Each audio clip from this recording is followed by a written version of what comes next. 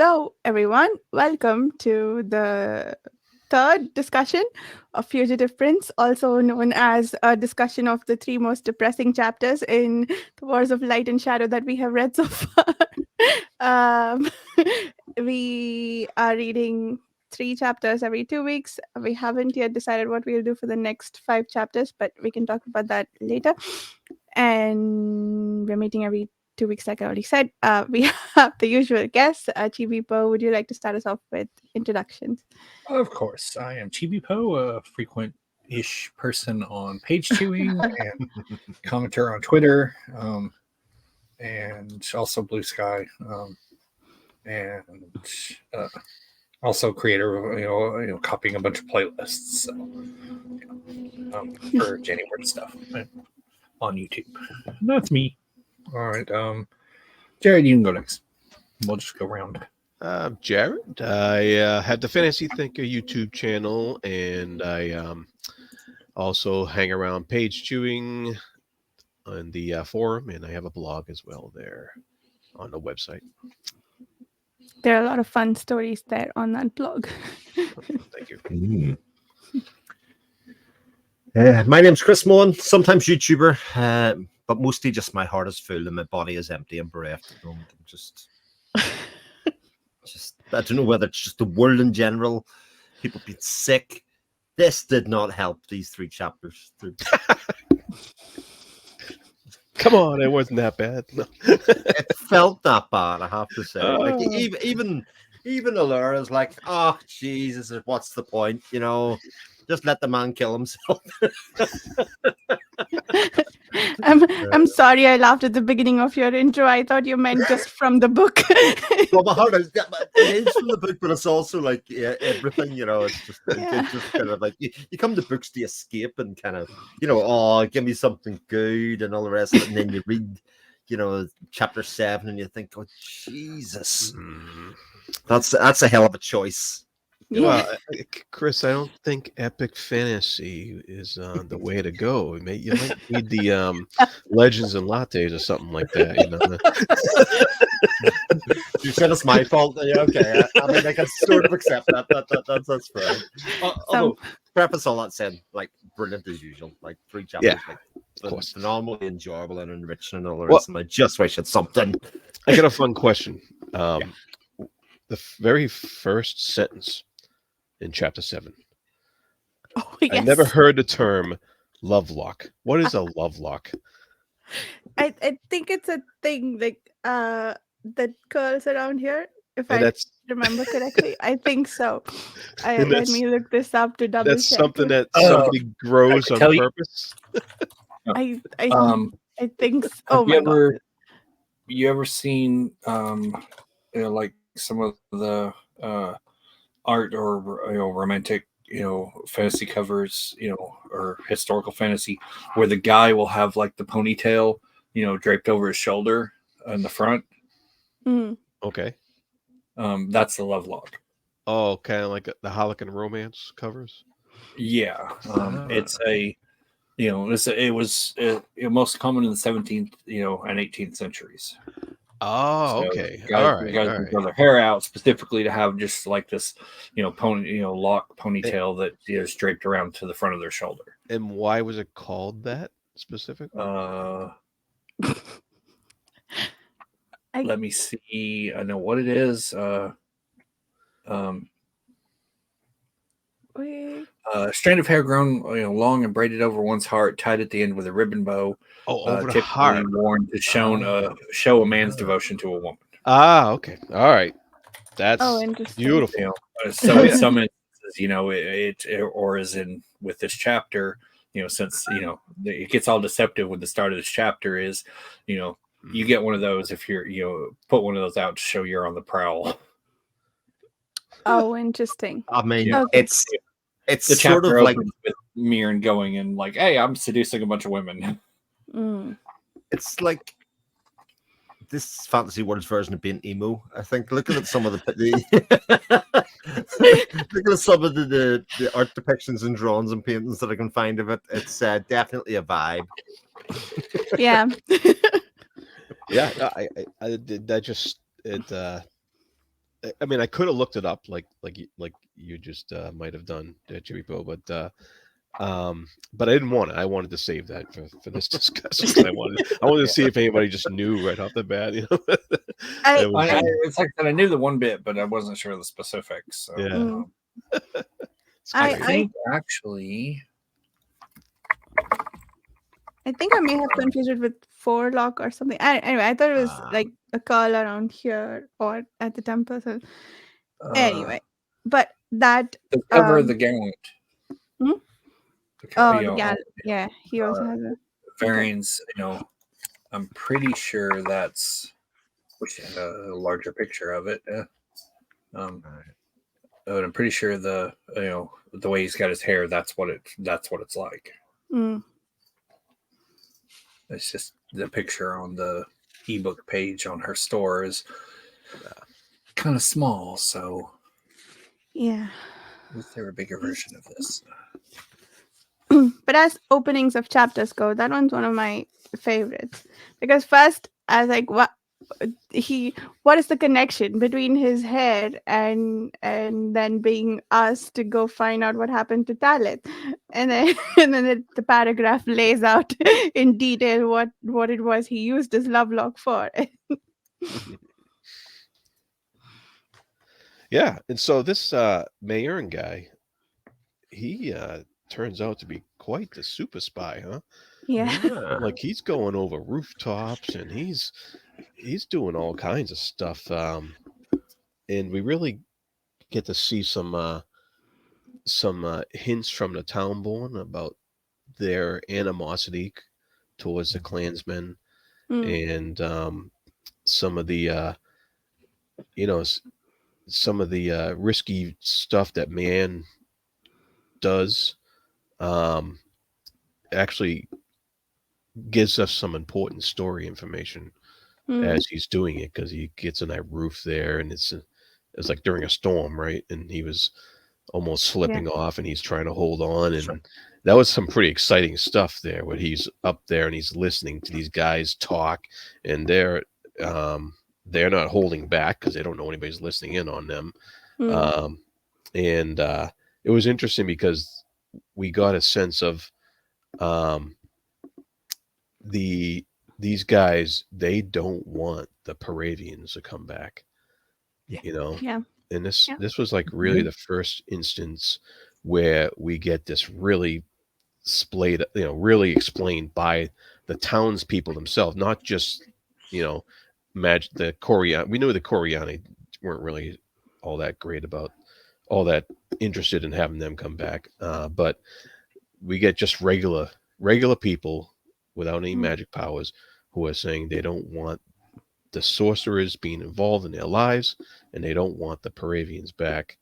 And mm. that was relayed. I thought that the the way that words set up Mayor and listening to that conversation was just beautifully done. I loved how she did that. Yeah, yeah.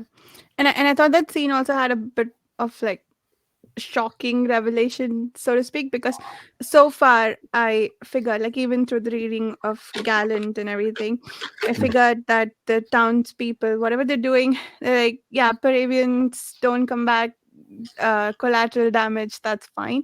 But now we're seeing them explicitly plot to not have them come back, to not have nature Mm. go back to how it used to be, and so on. So that felt vaguely shocking to me. Yeah, that also I thought was an interesting revelation. It's it's the age-old story of progress versus tradition, isn't it? The whole Yeah. way through. Although in some ways, like the townspeople are not pushing the pushing basically for this capital society, this kind of decentralized government kind of thing. Like they're even the Lyseer's own influence in the world. People are making decisions outside of and for him. A long Mm, time yeah. determined by the fate of talent, etc. People are taking decisions into their own hands, etc.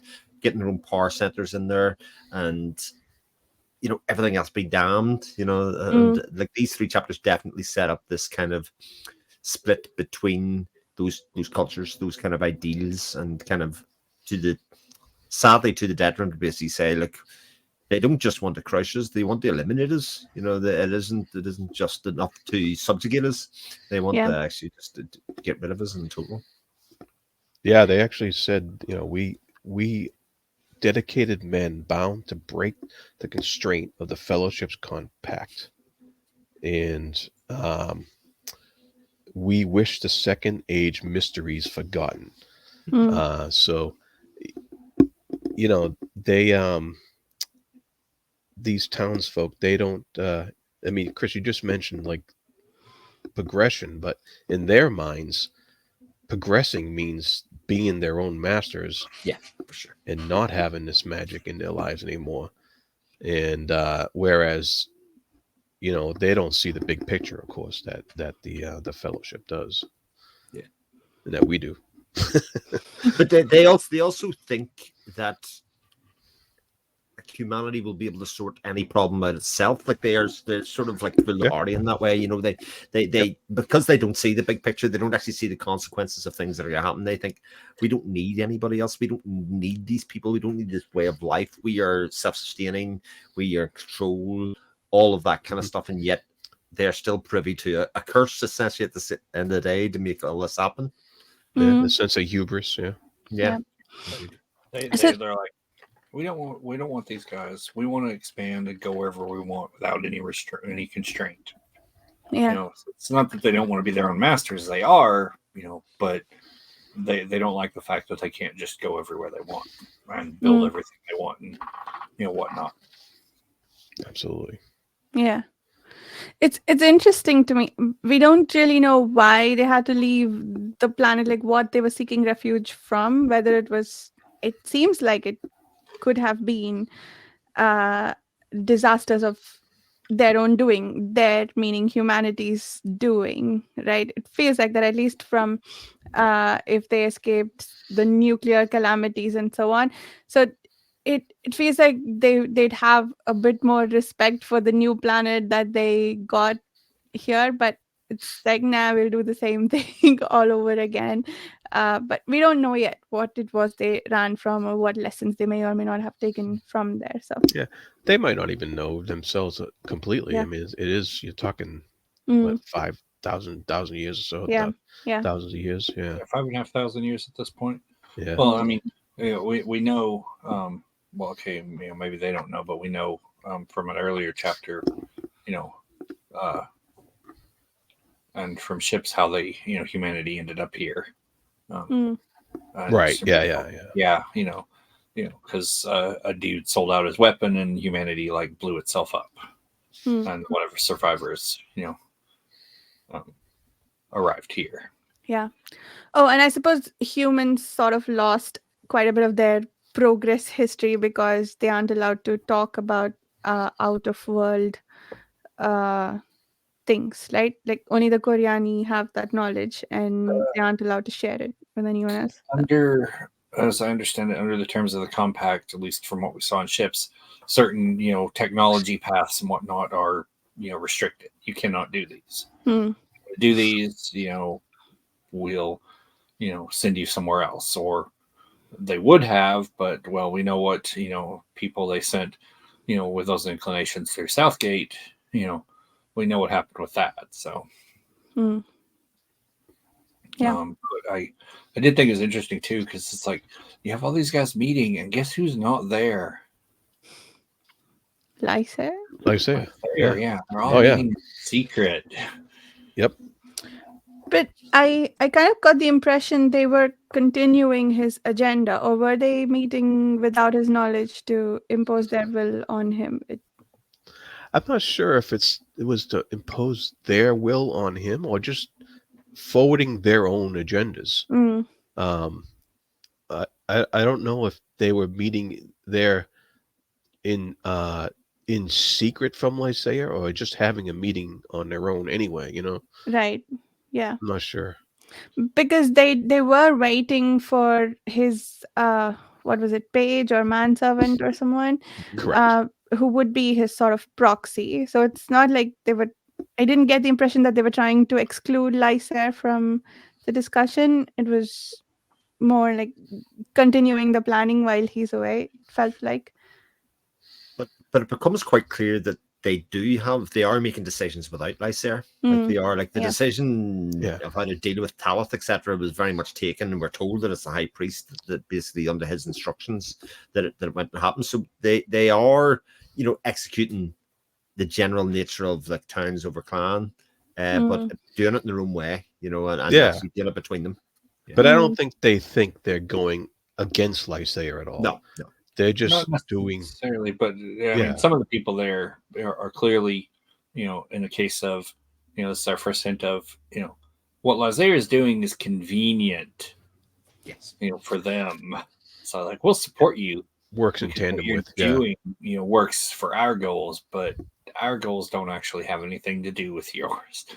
Yeah. It just it really throws a really cool level of politics into this whole situation. Like the governments in the governing don't work as we would typically think, of how a like would be, even though he refused a crown, how a would be high king, you would think it would work in other other places, and it's really fascinating how all the politics are playing out and stuff.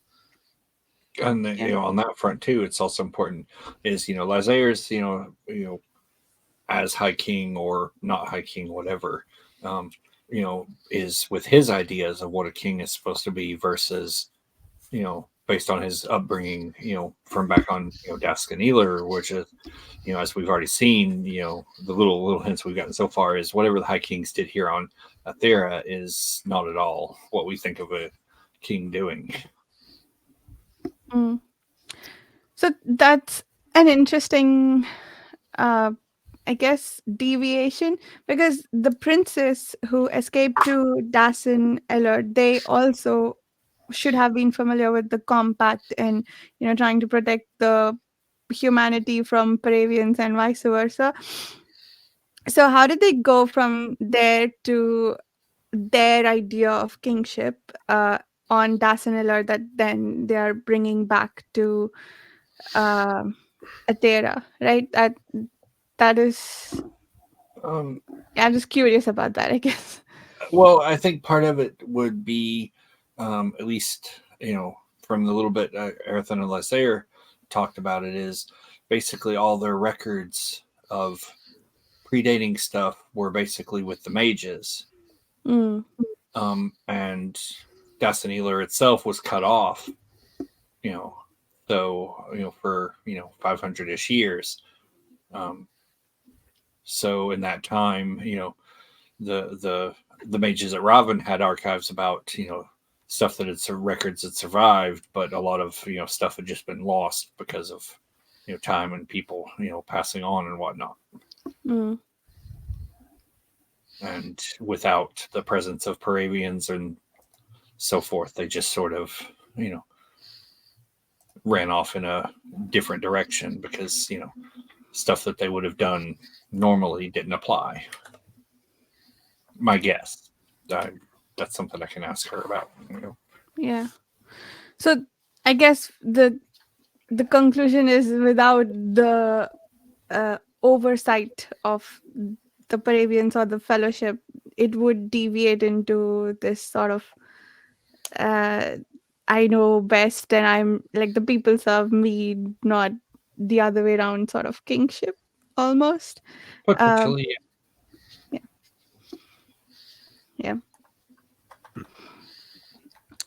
Yeah. Okay, so we go from there to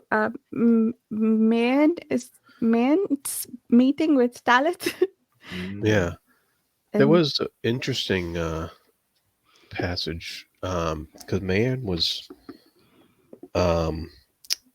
he was going over like some of the history and stuff, and he mentions that few spirits are able to withstand the living presence of the Paravians, and he read a lot of chronicles preserved in Alistron's archives. So he gives us a little bit of history there, which I thought was very interesting. He's a very well learned guy, which adds to his like super spy persona that he's putting on here. Yeah. But some of the stuff he related reminded me of some of the stuff we read in the Yeah. Gallant. Yeah. Um, very very much so, and I liked the the parallels and the connections there that he was talking about. Mm, yep. Yep. And I think it was somewhere here that the being the liaison with the Paravians, that sort of drains the life out of you because you have to live in this constant being exposed to too much life and then feeling bereft of it. Yeah, I thought that was interesting too. So I did have a question like that occurred to me. We know the current state of affairs between the townspeople and the clansfolk. We know the townspeople have this really terrible way of hunting the clansfolk, right? They take their scalps off, which I really allowed myself to think about for the first time during these 3 chapters. When we see later on, when Mian sees them on display, it's really horrible. But we don't see any similar atrocities committed by the clansfolk, right? I think their worst crimes have been just stealing things from the townsfolk and defending themselves. Like any uh, killing they do, I guess, is as defense. We haven't seen any offenses by the clansfolk, right? At least so far. So I think this is interesting. It's something I kept on leaning back on at the time. Aside from the fact, aside from like the 25,000 killed at Vastmark, I mean that's where the arguments sort of break down. Like we are looking at from one side saying like there's atrocity being committed on a day-to-day basis and the kind of atrocities are getting done, but like the other side can look at it and go like this is deep rooted in a large loss of life, of family members, and all of that kind of stuff that goes back a long ways. And I had to stop myself thinking all the time, going, "This is so unfair," because I'm trying to look at both sides of the argument, going, "Actually, war begets war is just how Yeah. the often goes, and atrocities goes on." Somebody can always point to a moment or a place in time that says their hatred started from that point, rather than kind of like looking at last week and the most recent events. And some people will do that as well. So like you are right indeed that I would say the clansmen want to just live how they want to live, but the edict is that they should be wiped out. Like this edict that started off with like all magic should be gone has morphed into genocide of clansmen Yeah. as a race. That argument has moved, and it's not quite clear how it happened in kind of stages by stages, but it definitely seems to be in that area now. Yeah. And now it's not just hurting clansmen, it is what you said, Chris, it's genocide. They want to wipe out the race explicitly. Yeah. And is that one of the things we find out during that conversation that Mian overhears?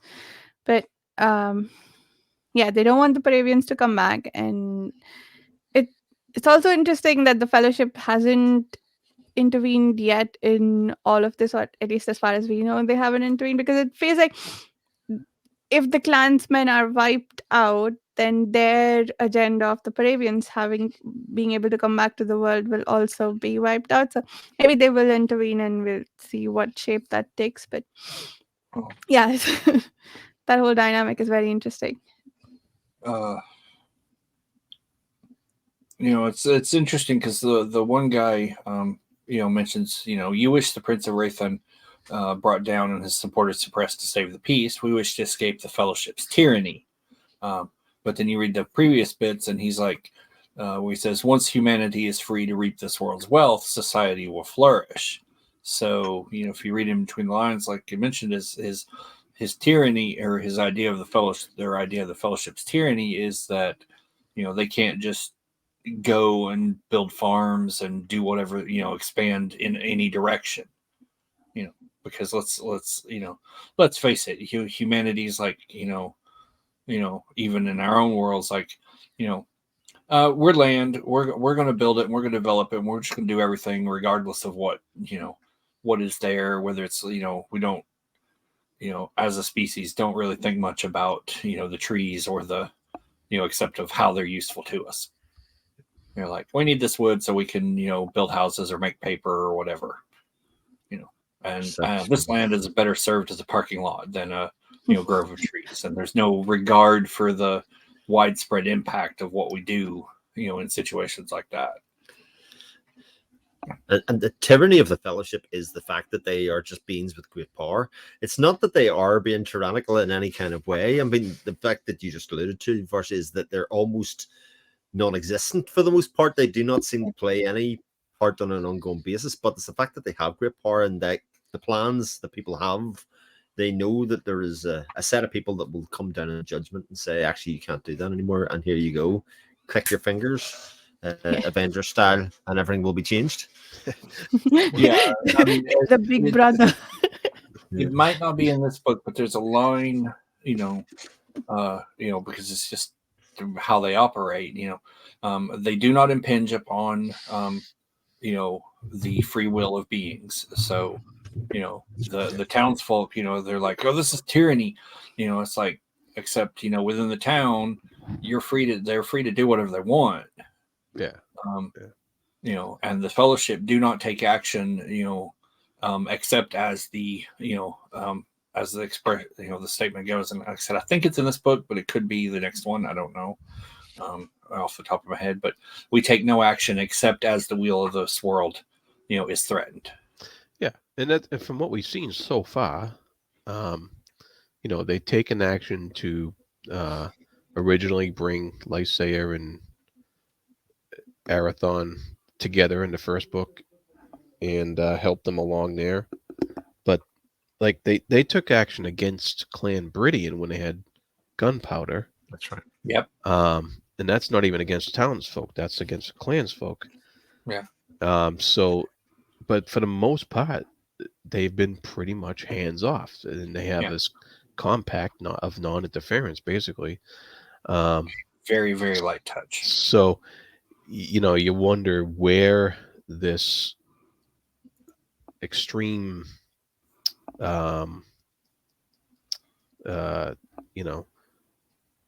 viewpoint from these townsfolk that these guys are big interferers and they have some sort of yoke over them, and that we're not quite really seeing. So I wonder if we're going to see some more of that later on. But it's exactly the same argument as it happened in Britain or in Brexit and stuff. It's these kind of stupid arguments people have, like, the European Union tell us how straight our bananas can be. Like, that's not actually a thing. But that's what becomes the narrative, and that's what seeps into policy decision and all of that kind of stuff. These kind of nonsensical arguments about what somebody is doing to you or making you do.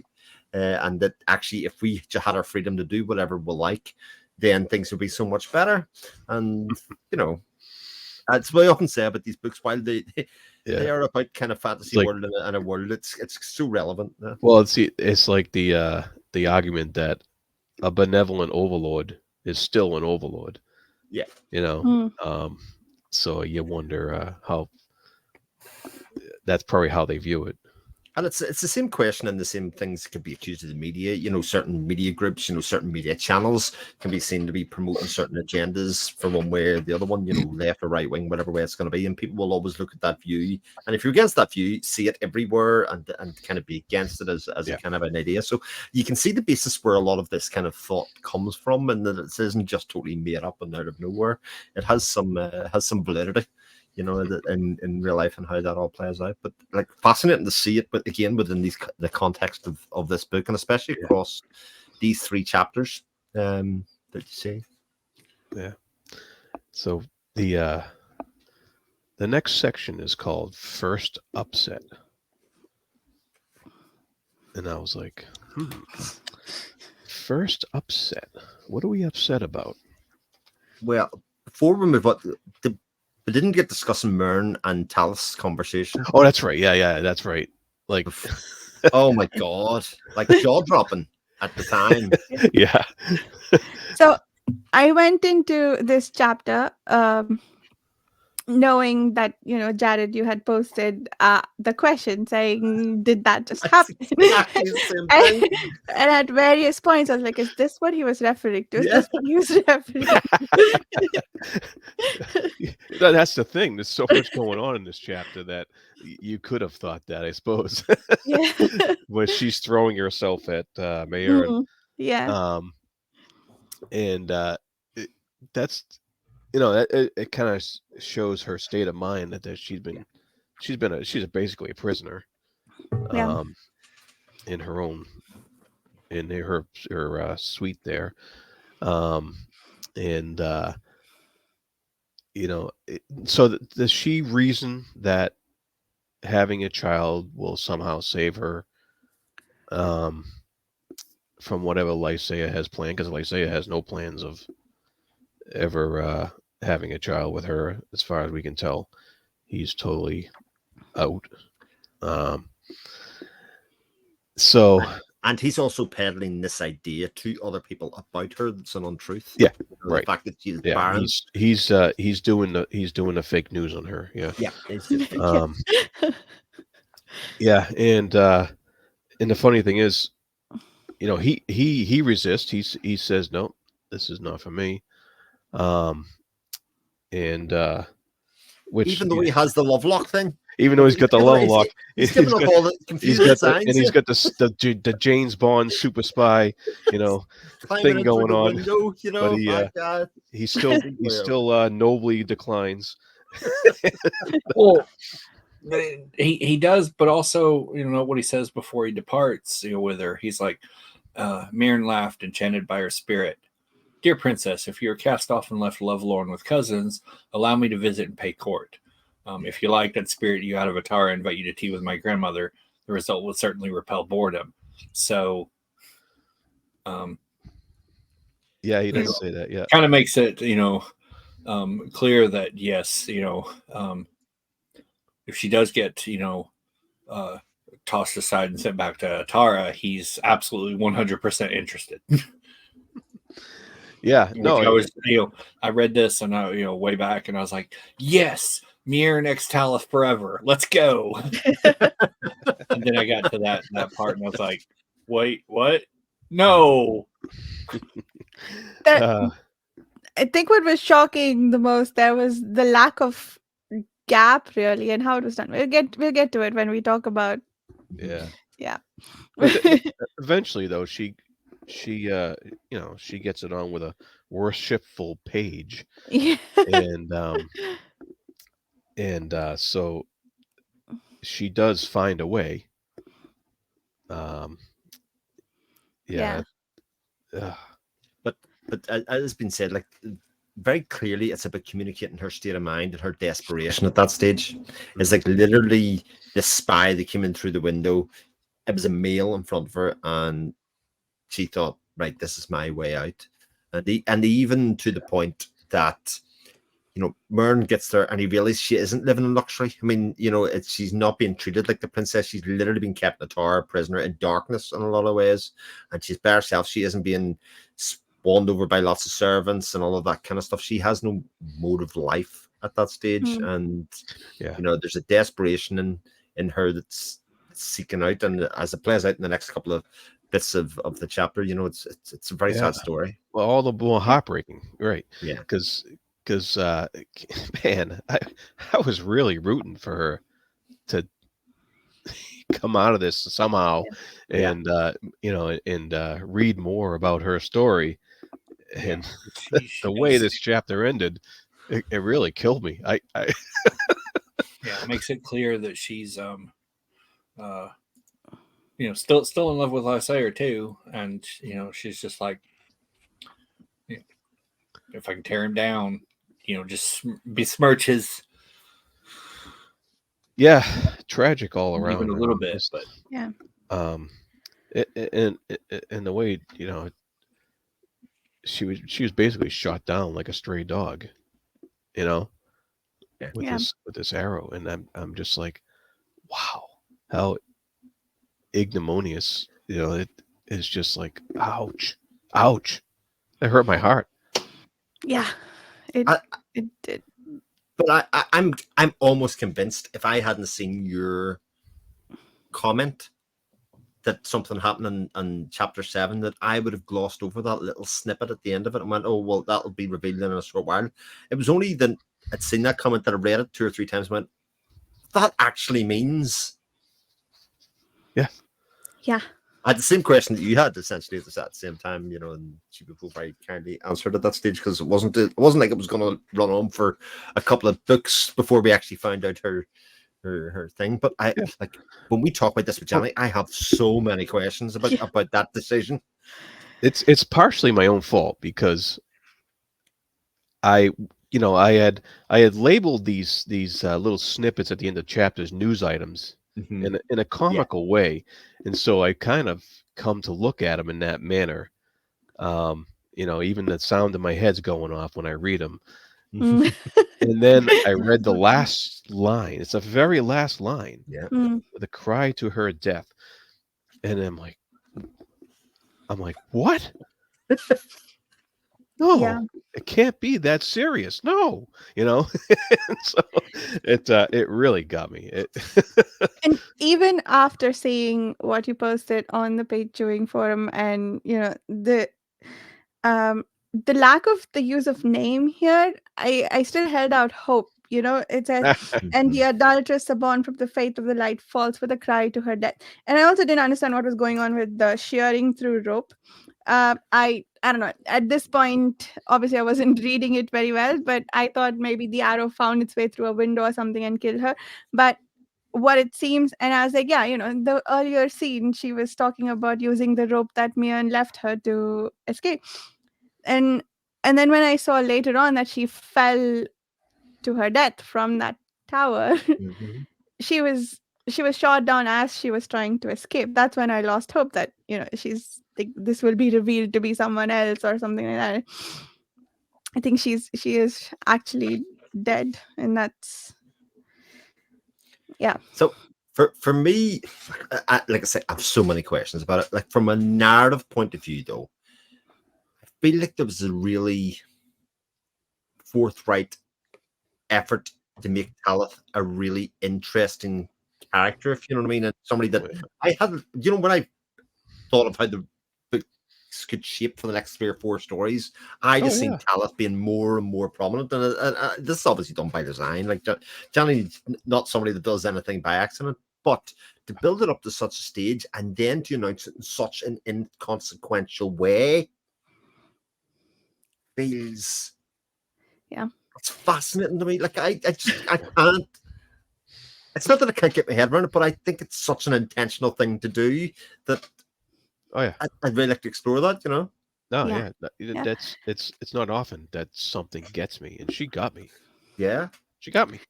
Chapter 7 in a book, by the way, not like the end of the book or Yeah, right. the, Not a the, surprise ending. No, she got no, me in the nothing like middle. that. Like literally chapter 7 in the book.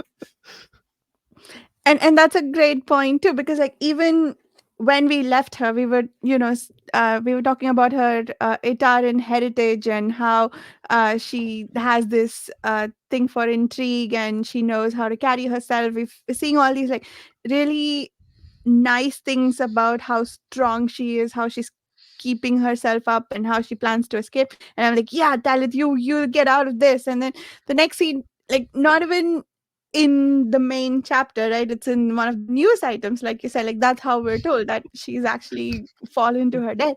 And yeah, that is going.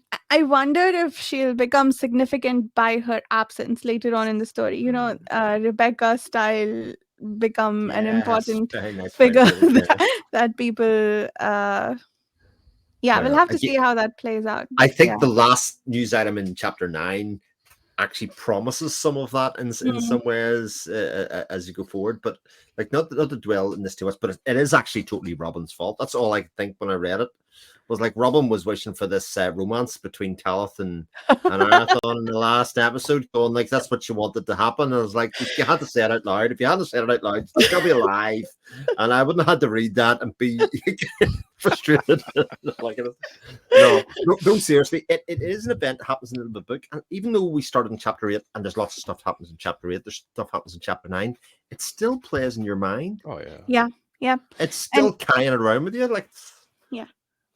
In many ways for me this might we'll see how the rest of the book goes, of course, because Janny always shocks us later on, but this might be the most significant event.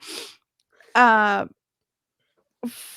throughout, like we saw a lot of off-page deaths. We saw the Catherine of Tisan and the captain of the ship, I forget, Durkin, and Yes. those were all really shocking and terrible. But this one, I was so sure we'd see more of Talit later on, and yeah.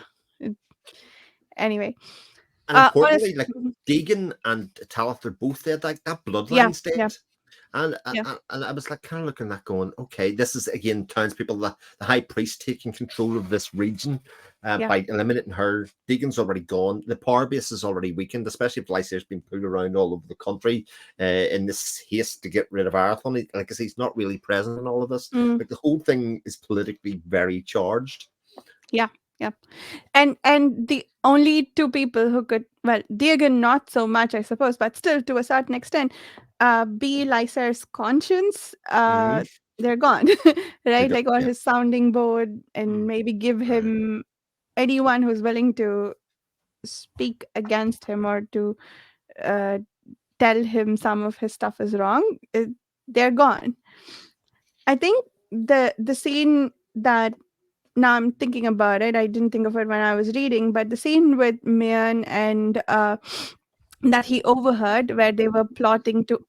So these are people who don't really believe in the divinity of Lysair, but they want to perpetrate that uh, belief, right? Like they want to explicitly start a religion.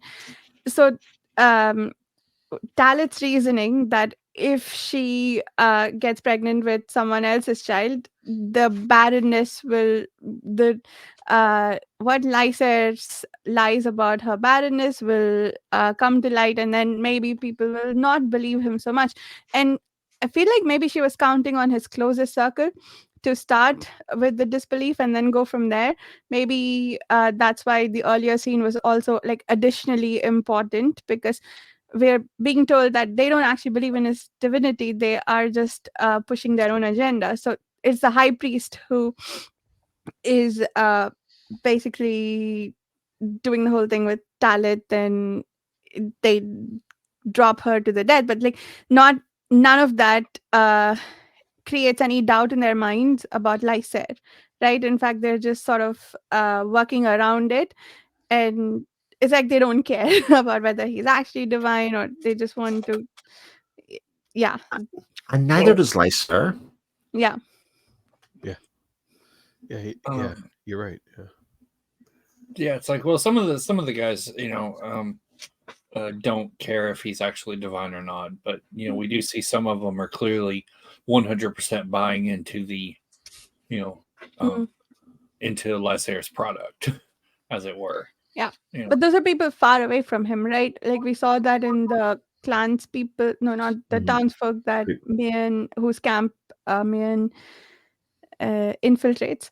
But the people closest to him, they're sort of enabling him push his agenda of divinity, even though they don't explicitly believe in it.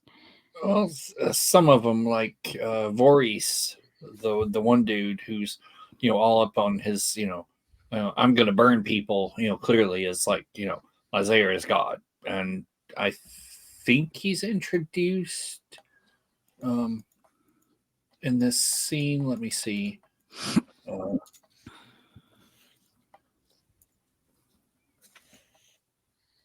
let me back up to it.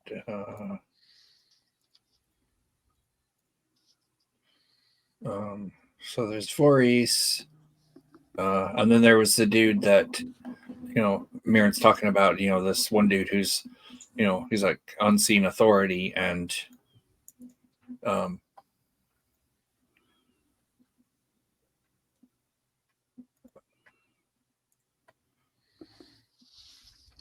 so one dude who I don't think is named. At least he won't be named till later. But Mm.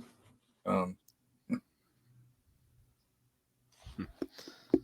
uh, but there's someone in there who is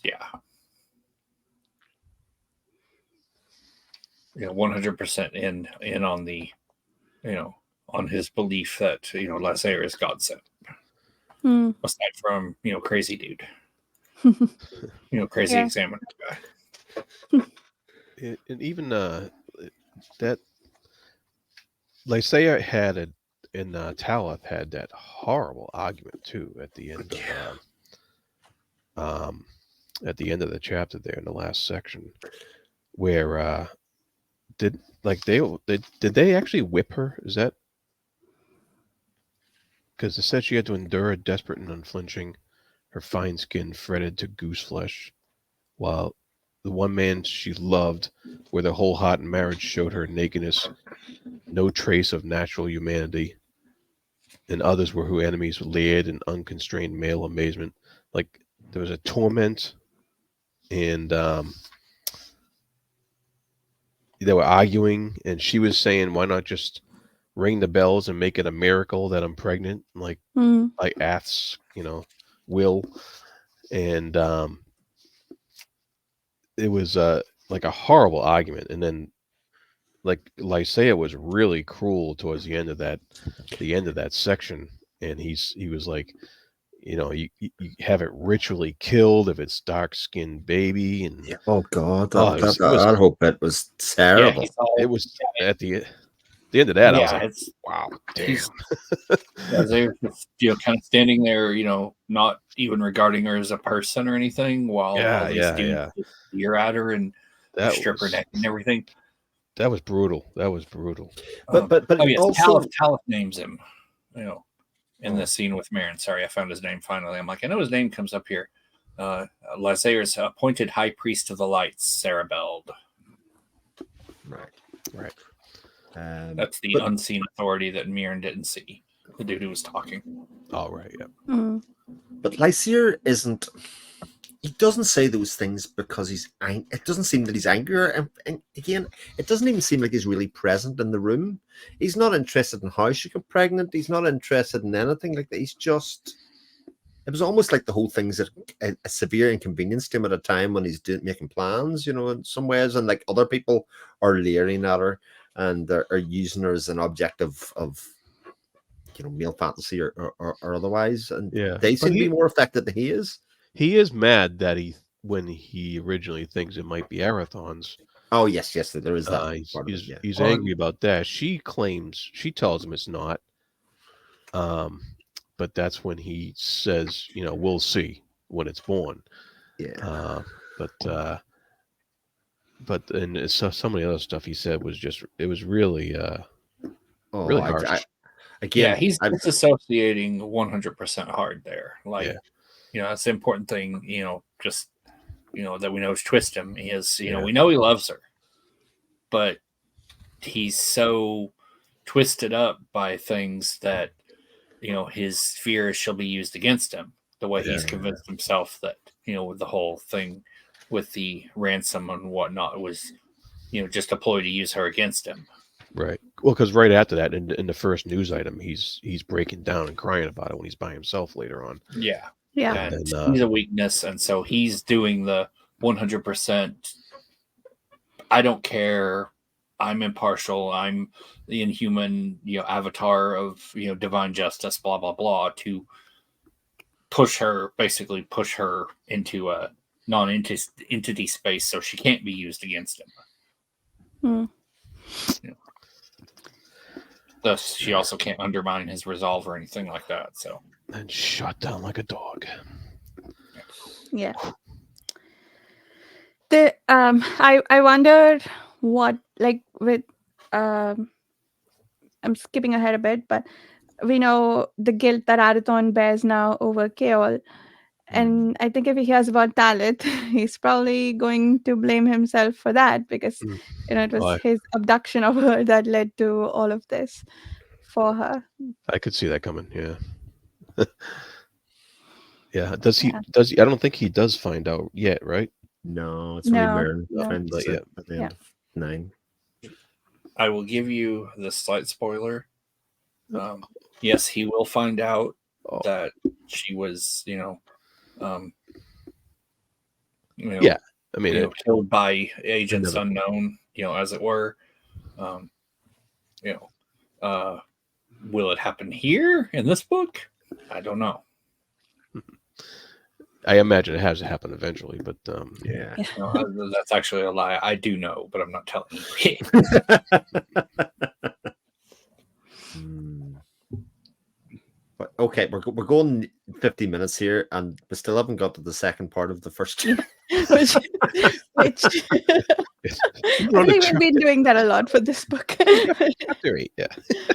I'm going to main all yet. The point you were going to make about half an hour ago, which was going to be a good one, I'm sure, Jared, was the first upset. Oh yeah, first Oh, upset. that. Yeah. What was the first upset? Because I know what the last one was in that chapter, but It was He was supposed to be in Lazare was supposed to be in Atara, and they're like, "Oh wait, no, he's actually Yeah. he snuck back in, and nobody realized it." Because I think it's mentioned in the news items at the end of chapter 6. I believe it's chapter 6 where the Coriani like smash, oh right. Yeah, there is a. I have something on the line in where the Coriani witches they parted the flows with spellcraft to row a galley into Minkris, and they breached the Fellowship's wards to bring him southwest through Teal's Gap. So that was a concerning line that the Coriani are breaching wards and working with Lysaea to, for his purposes there. yeah. So okay. The first upset was the fact that Lysa is coming back. Is that I guess so, yeah. And that, well, I think it's more that the Coriani are working magic to against the Fellowship, and it seems to be succeeding in some cases. Yeah. Well, it's Lazare's zoomed back across the continent. The Coriani are assisting him, and he knows Arathon is at Riverton. Yeah. And he's on his way. Except, we know that he's dancing to someone else's strings because, Moriel's got her own little plan in motion now. It's all according to plan. But whose plan is it? so? There were some terrifying things that happen in the next chapter too. Yeah. Like Yeah. Arathon. So the first time that the Mistrate took over in this book, it was immediately after he sang the ballad in the tavern, right? So the thought of Lysair did that, and or the remembrance of those events did that, and then now again, just any proxy will do. I did.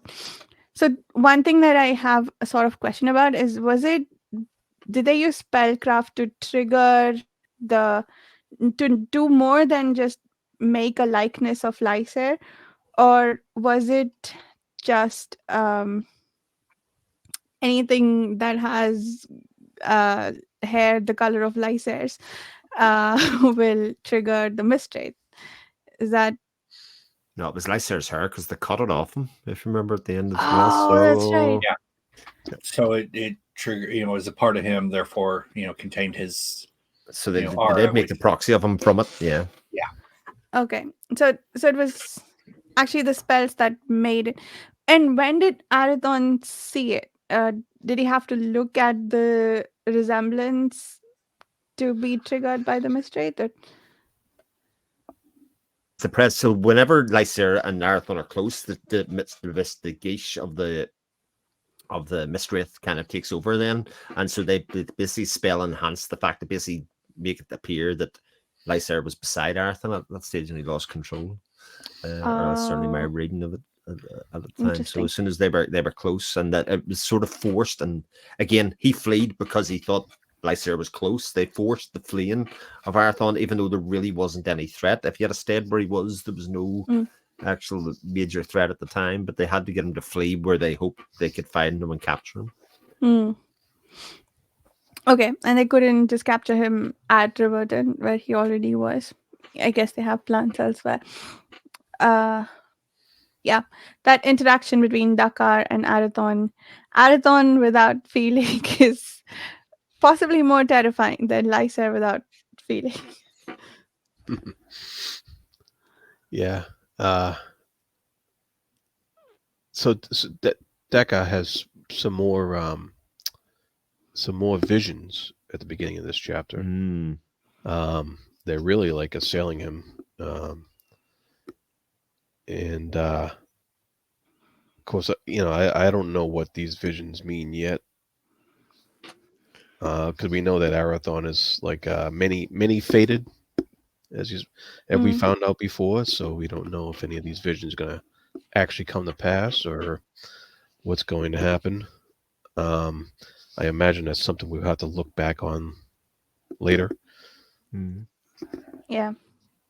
And but then that's a section where Arathon's under the sway of the curse, and he's fighting both Dakar and Kale. That was quite the action scene, I gotta say, because it went on for like pages and pages and pages, Yeah. and it was thrilling. Like reading chapter 8 was just like, oh yeah, it was probably the fastest chapter I read because it was Mm, just it was a really well done action scene between that whole thing, and it wasn't even against the enemy; it was against themselves. yeah. Yeah. And the fact that it turned out that they had to leave Kale behind. Kale, um, and he gets captured by the Coriani, and that's of course probably going to have some very Yeah. bad ramifications going forward, I imagine. So I'm his. Oh, go ahead. Sorry. so I was gonna say I'm probably being a bit too optimistic here, but we know that what Lyrenda did with Kaol, it's slightly different from what Moriel's plan wo- to capture him is supposed to play out. Uh, I'm hoping that because of this minor modification, because we know that earlier that any small changes to big plans can cause entire shifts. So I'm hoping that their plan won't be successful because of this thing. Like it's bad for Kaol, but because of this modification, maybe the butterfly effect will lead to different Mm. events than what Muriel planned. Is what I'm hoping for. Yeah, from her scrying, etc. Yeah. Yeah. Um, No, but that's just me being hopeful. I don't know why at this point because talent, but But it's because there's little hope elsewhere. You've got to hope for small things. I think I was very worried at the time before it was revealed why Arathon lost control. I did think, God, we're in the middle of book 4 here. Arathon can't have gone crazy yet to the point of no return. Like, mm, where does the story go from here? It feels like he's still stuff to accomplish and do, even though he is in. Not only is he in a bad state at the moment, but it feels like his group of people around him is diminishing by the chapter. He just doesn't have the support that he probably needs, and the kind of big immovable object that is, the townspeople in Lycera and all the support that they have. No matter how many defeats that they've had, very serious defeats, it's like the unstoppable force at the moment, and there's no hope for us. mm, I feel a good way as those. This was part of the discussion I had on with my thread on page chewing. Mhm. As is a good thing to keep in mind for this book is just about everyone is in a terrible place in this book. So it's like it's kind of bleak. Yeah. For the series. That's part of the reason originally I had so much trouble with it because out of any of the books in the series because it's like Arathon's suicidal. He's even outright said that, and but can't bring himself to actively kill himself, but um where he's just he reaches the point that could reach a point though where he just can't go on and he just sort of doesn't actively kill himself, but could potentially just sort of like give up entirely. because the weight of all this is too much. Let's see. Yeah, and it's some major heavy drama that's going on. Yeah, and like in his confrontation with Dakar, or Dakar's confrontation with him, I just wonder, Dakar's trying to reason with him, and Dakar notices that, even with the sword in his hand, he can notice that Arathon's, just his grip isn't steady, so he's just like, come on, you need to, fight the curse or whatnot, and and that makes it worse. yeah. All right, and then as he realizes, when he puts the, I won't move, and you'll have to, to get past, you'll have to kill me, and realizes that, oh, I just, made this way, way worse than it was. That he was still had some thread of sanity there, and I just snapped it. Yeah. Put a car. Yeah, and then after that, Lorenda shows up, and she kind of like almost takes charge of the situation after Arathon and Dakar escape, and she's kind of like, "Yep, I meant for that to happen," and because everyone else is kind of upset, like we had him and we let him go, and so what do you think? It's it's kind of like a feint on her part. Oh, What do you think her play is here? interesting. Is that I thought?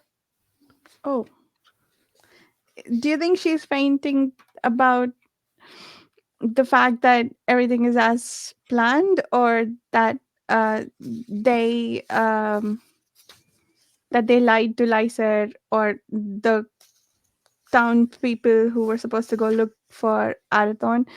Was that the lie, or was this the lie, that we have everything under control? Good question. I thought No. from.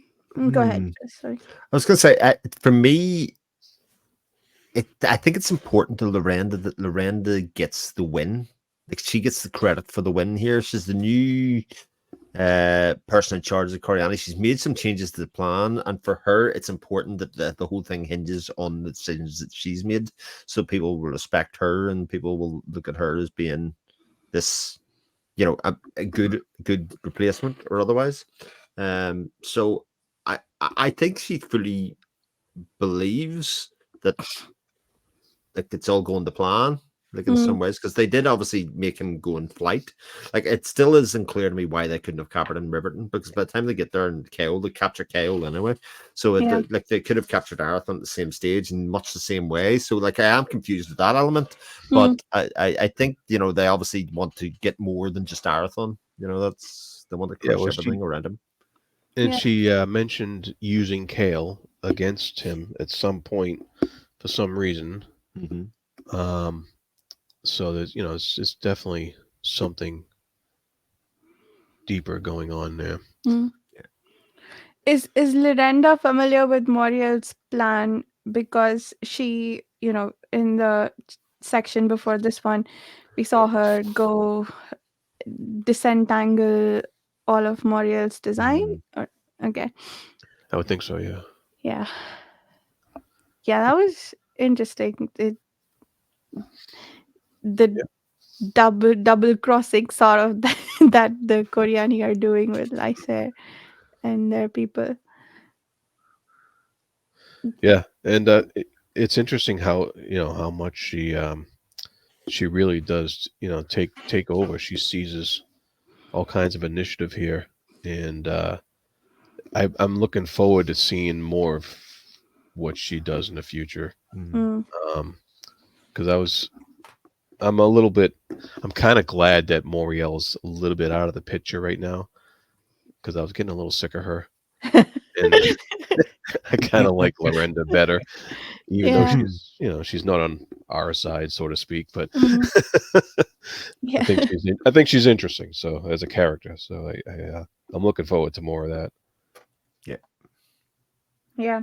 And we have to see how Muriel comes out of the grand plan. She has to stay in the trance thing until after it all plays out and they're able to capture Arathon, right? That's She needs to be in that room for at least that long. That's what we found out last time. Yeah, yeah. Oh, and to your point earlier, Vasha, um, Marin was the one who found out that the curse was triggered by Coriani intent. He saw Mm. the accursed tangle of hair and silk scraps they used to shape Lycea's proxy. Mm, right. That was we found that out right in that chapter in the chapter 8 there. And they called the voodoo doll thing a fetch. That usage was also new to me. Yeah. A fetch. So it has a proxy. I'm not sure where it said fetch, but you may be right. Yeah, I think it's called maybe maybe it's supposed to be pronounced differently in this context, but yeah, it's Oh yeah, fetch yep, a you're right. few Yeah, times. Yeah. but yeah, Sounds about you're right. saying the witches brought on the whole incident by means of a conjured fetch. Yep. Mm, Yeah, yeah. archaic version for fetch is, a contrivance or dodge or a trick. So Yeah, Interesting. very cool. Yeah. Oh, and Lyrenda thinks to herself, as Mayan leaves, one, she recognizes him, and two, that he still has a role to play in the Koryani plan. So even though he warned the clansmen, it feels like there's more bad things there to happen with respect to Mayan as well. Seems that way. Yeah. Yeah. yeah. Also, I'd forgotten this one. A fetch in Irish folklore is a supernatural double or apparition of a living person. I see. Interesting. Voodoo doll. Decent amount of match Irish folklore in these books in general. Even Hmm? Gesh is Irish Uh, as well. Oh yeah. Mm. But I found out the right pronunciation of that word. From AP. I think so. Or Yeah. I think so. I feel like I read something just before watching that, uh, which told me the right pronunciation. But also, yeah, it was reinforced from Yeah, that from yeah. that discussion. um, what was I saying? Yeah, and then we go from there to Main Super Spy again. He's I know we talked about it briefly earlier, but I also loved how he found out and traced where to look for talent. Look at the accounts and follow the money. That was really cool. And then everything he did in this cap was Arathon level cleverness. Yeah. Yeah. Yeah. Well, Uh, even the way he changed his character and voice and that kind of stuff, so he wouldn't doubt himself, and the things that he says to people to get them on side to Yeah. be good. It's oh yeah, that was the whole. Yeah, that was great. His whole infiltration and stuff like that into the camp and all that stuff, and then he even lets out this outstanding insult. What did you say? He says, oh yes, "You yes. Itarans always check on the obvious with the plotting stupidity of fed ticks." I cracked up. That was just, I was like, I got to use that sometime. That was a great insult. There's, yeah. Miriam Sabridian, agent of mystery. The Adventures of May and Bridian. Yeah. Good stuff. Yeah. But it was good how it all played out, because that whole thing, even when he went to sleep and the guy Page Boy's watching him the whole way, and then he wakes up, he falls asleep a couple of times, dozes off and wakes up, and he sees he's still asleep, and you're like, are you sure? Are you sure? But what's really wonderful about it is how much he seems to be able to achieve in like an hour, between making the dogs sick, stealing the maps, damaging the weapons, all that kind of stuff, I and then know. making it out with all the horses, and then how he goes about doing it. The whole thing's just so fun. Oh, And, yeah. and, and it's like the guys are listing off, like he did this, and he did this, and he did that, and he did this, and they're all just standing around. Well, what are you waiting for? We have to get after Well, him, and I love the one thing he mentions here, too, that when he pulls that off, where here's the paragraph. Though contentious escapades were Amiran's personal speciality, the banner which flew above the command tent made him wonder if even his brazen wit could pull off a challenge this grand. For the field captain in charge here had served the Sabridian family as a mercenary until the campaign at Vastmark had brought an abrupt change of patron. The Duke's brothers were far more than passing acquaintances, and Mirren's false claim of identity as a Hampshire courier would be seen as a killing offense. So he does all this under the, the watchful gaze of a dude that should know who he is on sight. Yeah, but even after pulling off all that sabotage, he still barely ends up escaping with his life. He ends up getting rescued by the some off backwoods clansmen in the swamp there, and so it was quite the thrilling. Just like getting sick from the weather and all whatnot, just exhaustion. Yeah. Well, he had to hide. He did have to. Yeah, it was in I'm sure he terrible was conditions. exhausted. And bad conditions and stuff like that. Yeah. They do say he's breathing, but only barely. So it feels like he's come pretty close to losing his life there. Yeah. And go ahead, Jared. Oh, Dakar at the end of chapter 8 did do some. It was interesting watching him do some purposeful scrying. Like he wasn't having visions of his own. He was actually he was pulling off some, magic on purpose. And it was cool to see him actually use his actual sorcerer training to pull off some real magic. And I liked how that was, played out, and it talked about his connections to the stars' power and how it waned in the past, and he has runes and he's doing ciphers and stuff like that. And it really was like interesting because he was looking on events, and it was just another vehicle, another writing vehicle that Janny used to tell us the story of what's going on in the whole world here. And I really like how that was done. Yeah, and how effortless it was for Dakar, right? Because we know in the past he had trouble doing any purposeful scrying, and now it's like apparently he can get information about specific events without spending too much effort on it. Yeah, I really liked how this scene too. I think we get some descriptions of pretty landscapes again with Dakar and Arathon traveling. And then there's this sort of juxtaposition of Arathon's depression with how pretty the landscape is and how he's failing to notice. And I thought that was really well done. The contrast between Arathon's mood and how the weather was turning and becoming pretty. Yeah. Yeah, good stuff. And then the fellowship try to. So they imply that Ilera can get out of her vows if she decided to ask. Was the implication that she needed to ask the fellowship sorcerer to get her out of it? Yes. Was that it? Yeah. They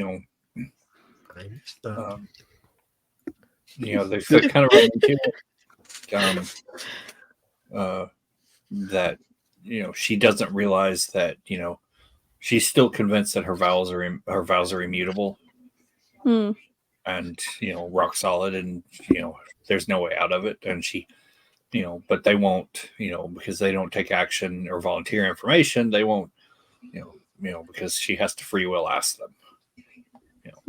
Oh right, yeah. And this is when Caradmon visits Ilera, right? Yeah.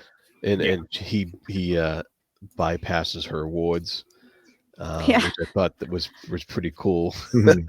And I love how their whole conversation went. I thought that was just great character building on both sides, and I enjoyed that conversation. That at least was not a section of the book that made me go, "What?" It was like, Yeah. oh, that was a cool conversation between those two.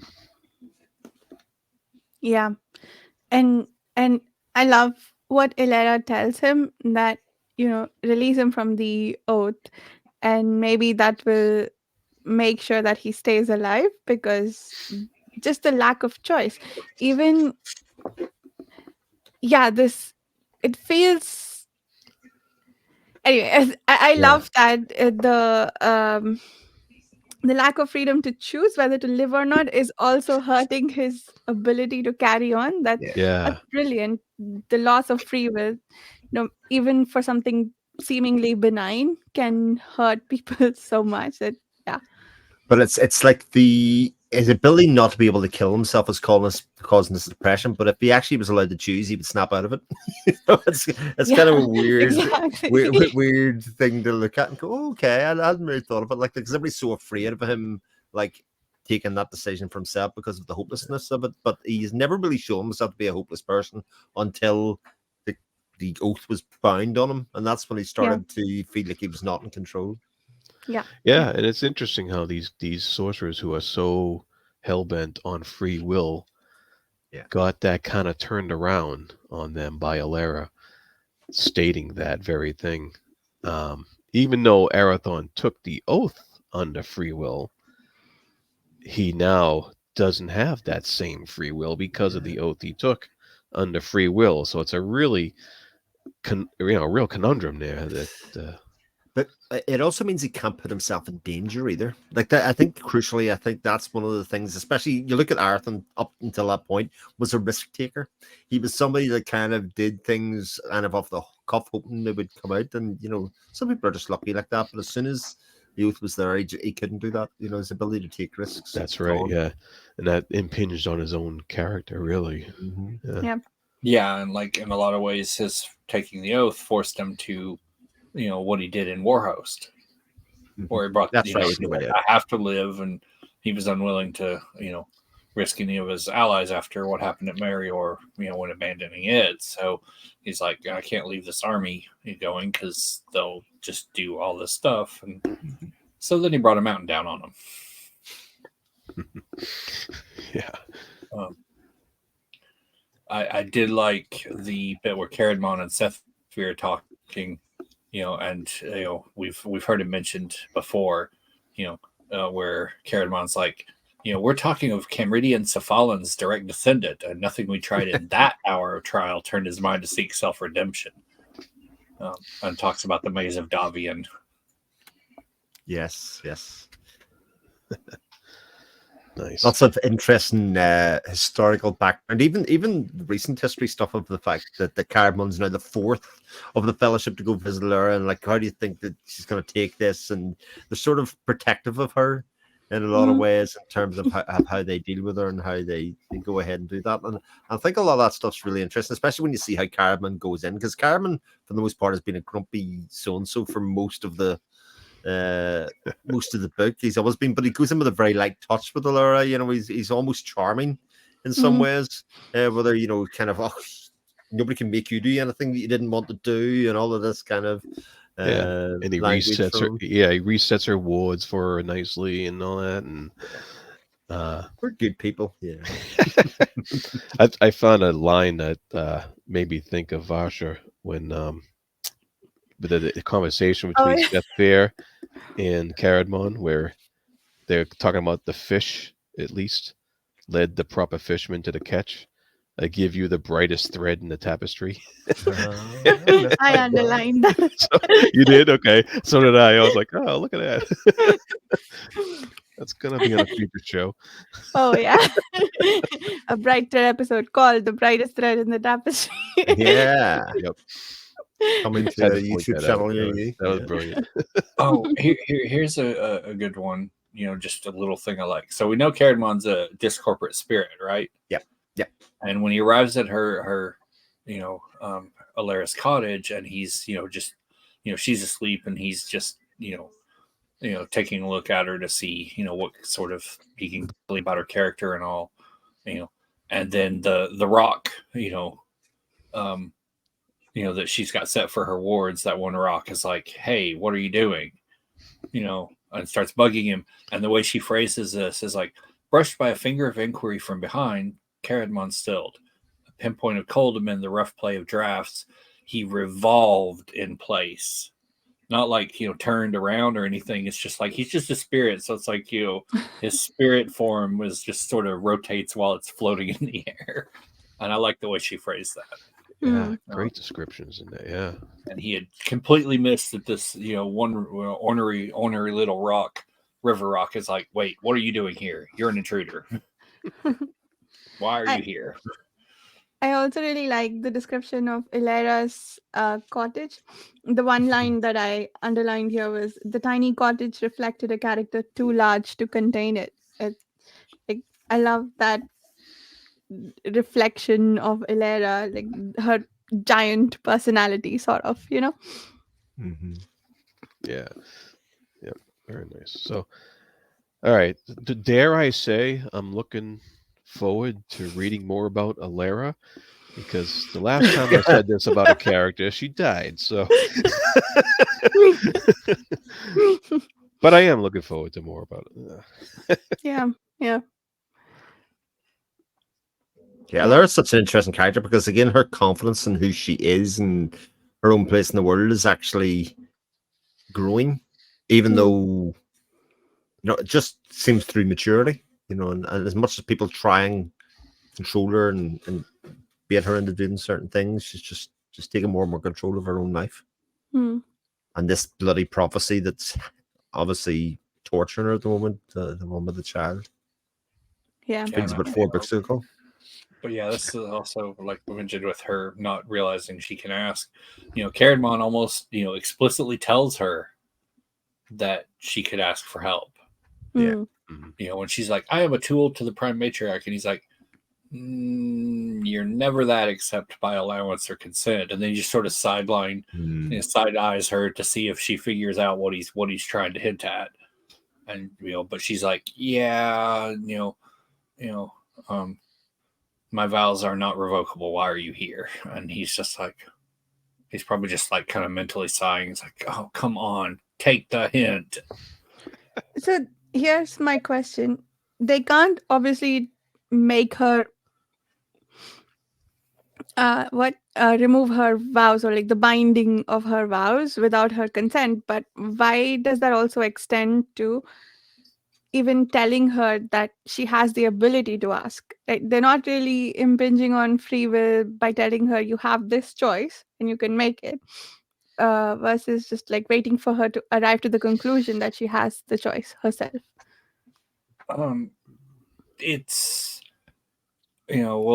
part of it. How did I had the? I guess it's with the idea of influencing events, maybe. Yeah, with influencing events. As I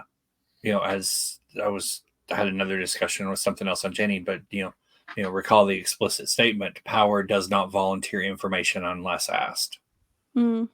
So if they tell her that, then they're influencing, what she's going to do, versus her asking for it. Got it. Okay, that makes sense. Cool. And then we leave off Ilera and see Mayan again charged with the protection of the heir of Maynard's heir. Yeah. Mm-hmm. That whole scene was lovely with Maynard can't ask him about to his face, and because he's not well, and he doesn't. It doesn't seem like he wants to ask him to his face, but he leaves him the 2 letters that he wakes up, and the trepidation of the young boy kind of giving him the letters and all of that kind of stuff. That's so beautifully written. Yeah, it set up such anticipation. Yeah, and another example of the way Janny moves the story forward. Like, she didn't wait to explain to us how he wrote the letter and whatever, and or how he would have asked him, and she just moved the story forward and had the letters explain the boy is now under his care, and it's just like you said, beautifully done. Yeah. I also think it's interesting that we have all this like beautiful descriptions and everything, but the end goal is preparation for bad things to happen. You know, so it's still vaguely depressing, even though the descriptions are nice. And then we have this really heartwarming moment with Maynell telling him, "You're you're going to be like a brother to me. This is not charity," and yeah, but it's still like sort of preparing for doom. Not depressing, exciting drama. Okay. Um, so does that take us to the the news flashes at the end of chapter 9? Yes. Mhm. Did you see we've got a returning character? Oh yes. We haven't seen him since book 1. Yes. So Oh, the yeah. middle-aged minstrel. Mm. Yes. Yes, that's right. Yes. But how did he? So he's singing something that incensed disapproval. We haven't seen him since he separates ways with Arathon, right? And But apparently he's singing something in support of Arathon at the moment. How did he come to find out? That's a good question. I think he mentioned way back in book 1 where he spent time with the clans. So maybe he's been around them where the ballad was sung, or whatever ballad he's singing. So Yeah. Well. oh, yeah, and also I also forgot the scrying showed that people are aware of Catrick's deception. For instance, the fact that he's acting for Lysair. So that sort of stuff is now known, isn't it? The car scran that shows that, isn't it? Yeah. It is. Right. It is. So they know not to trust Catrick and stuff that was kind of led in the background, and obviously the bit about Catherine, and then now about Mern finding out about Talus. You don't want to piss off a super spy. Like James Bond is the one person you don't want to mess about with in a situation like this. Yeah, but now he's got a kid to take care of. So yeah, that's true. That's true. So 9, 10, 11, 13, 14. Catrick. So what's up with Catrick? He's angry about the fact that he now has to report to Lysair. Well, I think. Well, again, my reading of it is he keeps on getting reminded that he isn't in control of his own life. He's been, he's under the thrall of the Coriani. He's on the thrall. Yeah, indeed. Well, yeah. Oath of Debt forced him to, betray. So yeah. But don't forget they have things like that. Yeah. But he has to do that once, and then he's done, right? Like he can't, like Lyrenda tells him, he can't take any further action because he's Lysair's like he needs to be Lysair's man now if he wants to save his own life. But other than that, he's not bound to the Coriani anymore, right? Correct. Okay. Right. Yep. Okay. Any other big moments that we nothing but big moments. Like imagine if we did like a book at a time. I just don't understand anymore. Like it just seems like every 3 chapters is just like everything happens. Yeah, everything happens. Right? Yeah, everything that we discussed 2 weeks ago felt like a previous book, right? Yeah, you're right. It's so much happens in each one. Yeah. It's good. The time changed, and I'm seeing darkness in Jared's background, and I'm dreading 4 p.m. sunsets now. Where I am. Yeah. All right. This is a good problem to have. Yeah. Big changes. Mm-hmm. Yeah. I almost didn't finish my reading, and then when the time changed last night, I have an extra hour I can do. Yeah. For me right now, and I know you're farther north than I am, I've got about 2 hours and 25 minutes before sunset. I think I have just before 5 p.m. sunset for where I'm at right now. Yeah, but I've I know got about, like I said, farther north. So 2 hours and 15 minutes. Anyway. right. Yeah, so that seems to be everything. Chris, do you want to start outros this time? Yes, you can find me on my YouTube channel, which is just my name, Chris Moen. Although I haven't made a book video in a long while, not since our Sci-Fi Masterworks discussion is the last one that went up. But otherwise, you can find me in the page tune forums. My next. Yes. I'm Jared at the Fantasy Thinker YouTube channel, and on the Page Chewing forums, and check out the Creative Crossroads Page Chewing blog. Chibipo. Yep. Chibipo. I'm on Page Chewing forums. Also on YouTube with my Janny Wurts playlists, and Twitter and Blue Sky. Nice. And you can find me on my YouTube channel, Reading by the Rainy Mountain, and I haunt the page chewing forums all the time. We'll see everyone in a couple of weeks. I think we may have the next discussion either 2 weeks or 3 weeks from now. Once we finish talking about it, we'll post it on the page chewing forum for anyone interested. Yeah, that's it.